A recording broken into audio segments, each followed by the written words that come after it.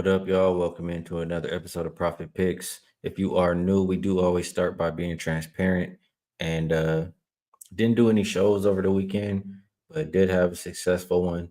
I went 5-1 in the NFL yesterday. I think on Saturday I kind of split 5-5 in college football, and Friday I think I went 2-0 in college football. So a nice weekend with football and WNBA playoffs. I've had a nice start to 4-1 there. So try to get to some action today. I know we have two Monday night football games, so it's not going to be a long show. It will be short and sweet. Just see if we can talk some things out and try to get to some cash. Casey in the building, appreciate you tapping in. What up, Mark? Eddie Cash in here. Let's get to it. So, two games. First game up is the one I want to talk about the least. Tennessee and Miami, and I want to hear from you guys too because I'm one of my strengths is deciphering through information. So I kind of want to hear what you guys like. First up, Tennessee and Miami opened up. I have the opener as 2.5. Hasn't moved. Total, it hasn't moved either from what I see as the opener. I know from the look ahead, these lines have moved, but the opener kind of staying the same. And keep it real simple here. I have zero interest in putting my money on Will Levis. I know it's been, trends say to back the O and whatever team. Using my eyes, there's no way I can put my hard-earned money on Will Levis. That's just what it is. So I think Miami's defense is capable of winning them that game, and at least they're at the house too. I would lean towards Miami right now. Don't really feel very strong about the game in general. And the tough part is, I want to say I lean under just because I don't trust the quarterback play for both. But I think there will be a defensive score in this game, and that's where unders will go to die. So I I wonder what the price is for a defensive touchdown. That's kind of the way I'm thinking in that game. Next game I do like a lot more. But let's see, Peasy in here, Hank in here. What up, Ronell? Nice to see you, Bryce. If anybody could check, if is there a market for a defensive score? Wonder what that would be for Tennessee and Miami. Mark said he grabbed under 37 last week. He think it'll be ugly, inefficient scoring, and he leans to Miami, but not playing it right now. Yeah, Casey says no way on the under. Levis, throw some pick sixes out there. Let's move over to the next game, see if we can make some money there. Seattle and Detroit. Now, this one, the opener I have as -4, and that's where it is right now. Total hasn't moved either. So this one is interesting. I've seen it go up and down though, but my first instinct in this game when I saw it, last week, early in the week, was, "Ooh, this is pretty nice right there, Bryce." Both defenses to score plus 400. Kind of interested in that. I'll write that down. Plus 400 defense score. Appreciate you checking that for me. What up, Ick? Shout out to my boy. If you still here for another day, hit me up. Hit me up, bro. Let's see. So my first thought was the Lions, and just thinking that they're still a really good team. Everybody's really high on them to start this year. Why would they jump off of it now? Just because they have one loss there, and then I sit on it, I think on it, I start to think they got a lot of injuries for one. Um, but even before I start to talk about the injuries, just looking at this team, like last year, that offense was clicking. Like they were scoring a lot more than they're scoring right now. Last year, I think they around like the first few weeks of the season, they're averaging like 27 points per game. Now they're averaging closer to 20. So I just don't like what I'm seeing on the offensive end right now. And maybe it's because teams studied them, studied what they were doing, and now they're ready for it. I don't know whatever the reason is. I'm just not liking what I'm seeing from the offense. And you just look at a little bit more on this Detroit team. Um, Two major injuries that stand out to me. They're going to be missing their center, Frank Ragnow. So their offensive line is supposed to be the best in the league numbers wise. Um, But now, I mean, you're missing him, and then you're going to be having two people starting at different positions. And I just think that weakens two positions on that offensive line. So I don't know how much of a strength they're going to be in this game. Look at the defense a little bit. Davenport got hurt. He's one of the guys you trust to rush. Good defensive end linebacker. And outside of him, it's really just Hutchinson. Like Hutchinson is great. He's really good, and he has a favorable matchup he can attack in this game too. But it's just like who else is really gonna help him? I do trust DJ Reader as a run stopper, but just looking at it, I think the linebackers are going to be pretty weak, though. I don't know. It's hard for me to trust the rest of the defense outside of a couple people for Detroit. The matchup I'm talking about that's favorable for him, though, is the right tackle for Seattle because they're missing their first two right tackles, Lucas and Font. We're going to be playing number 78. So if Hutchinson can attack him, damn, they're making some noise out there. I hope you guys can't hear that. But if Hutchinson is attacking him and getting one-on-one matchups with him, he can definitely make some noise in this game. But if there's nobody else, with him, maybe they make it a point to, put more protection or help Forsyth out. So I don't really like a lot for Detroit anymore. Is what I'm getting at. Laporta, how healthy is he? I mean, he came into the season with the injury. He has an ankle injury now. Don't know what we're gonna get from him.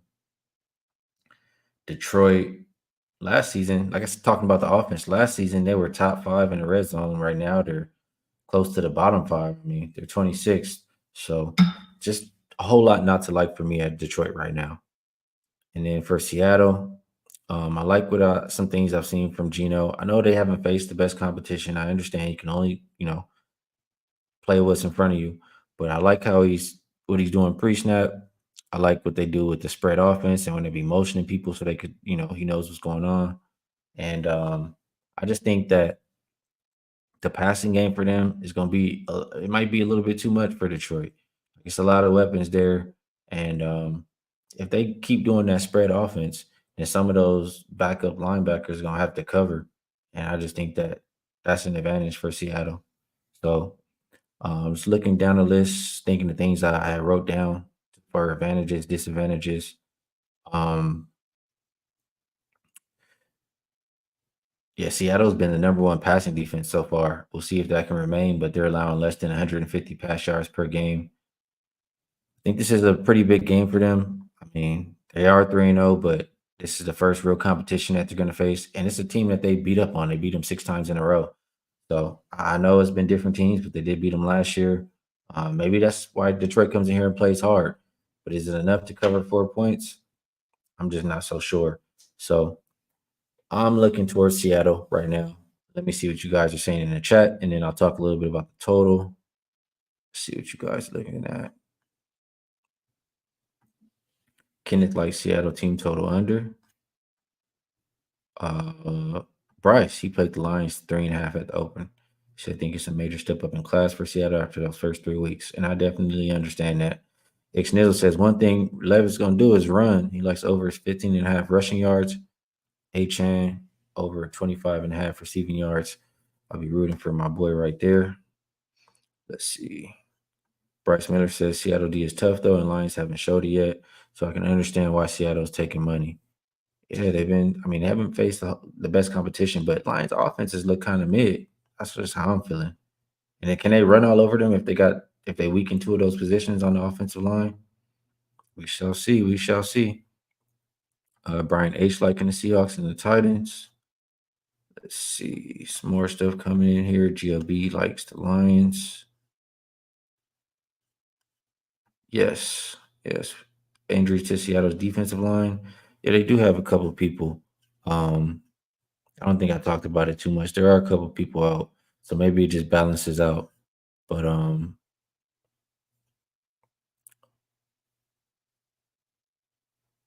maybe it just balances out. Yeah, I'm trying to look for it, but it won't load right now.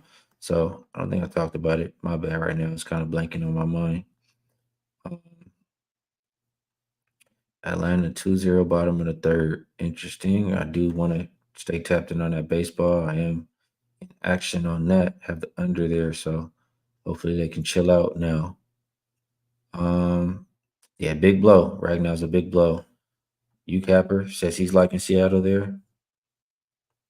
Says their D line is hurt right now. It's the only concern. Offensive line is banged up for Detroit. So does that balance out or what? So I'm looking towards Seattle. That's what I'm looking at right now. I've been having more success just waiting and getting all the information rather than trying to think I'm smart enough to beat all the lines and just get caught with stuff I don't want to be caught with. So I'm just letting you know that's where I'm looking at right now. And for the total, I mean, I already talked about Detroit's offense taking a step back or not looking as good as last year. Um, Both teams, neither team has played a game over 46. I know Seattle's been playing unders going back to last season. Um, it's interesting. The interesting thing to me is the last three times these teams have played, there's not they haven't scored less than 68 points. I think it was something like that. And now we have a total of 47. And I said the opener was 47 here, but I'm pretty sure I saw 49. And it's coming down a little bit. That's pretty interesting to me. So I'm trying to find reasons to back the under. I really am. Either Seattle or the under, maybe both, will be in my pocket by tonight. And I'll tweet it out closer to game time. That's probably when I'm going to bet it, unless something major comes out and I find a reason to jump on it immediately. So those are my thoughts for now. I just wanted to give you guys some of that at least because somebody hit me up and asked me, say, can we at least hear your thoughts on the game? So I don't like to, not leave you guys with a bet, but it is what it is. Have that under 7.5, which you can probably still get with it being 2-0 on that first baseball game. But tomorrow, we do have a good show lined up. Baseball playoffs start, and some of you might not know. I'm pretty good in baseball playoffs. Last 2 years, I should get the exact number, but I think it's 48 and 30, something like that. Whatever the case, the last 2 years, I'm 61.5% in MLB playoffs. I picked up 40 units over those two playoffs. So we'll try to do it again this year. And none other than my boy Noli knows who helps make those unders great again. He's gonna come in tomorrow, see if we can find something on the slate. And he does pretty good in the playoffs too. He does pretty good all the time, but I've seen him kill the playoffs. So I'm pretty excited for tomorrow.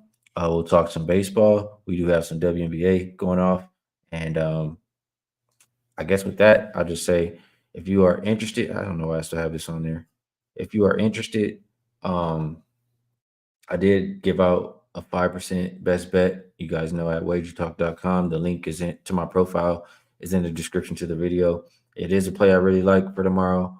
I bet it like I love it. So if you're interested, that's where you can find it. We'll come back tomorrow. We'll talk about both games. So till then, best of luck on all your action. I'll catch you guys later.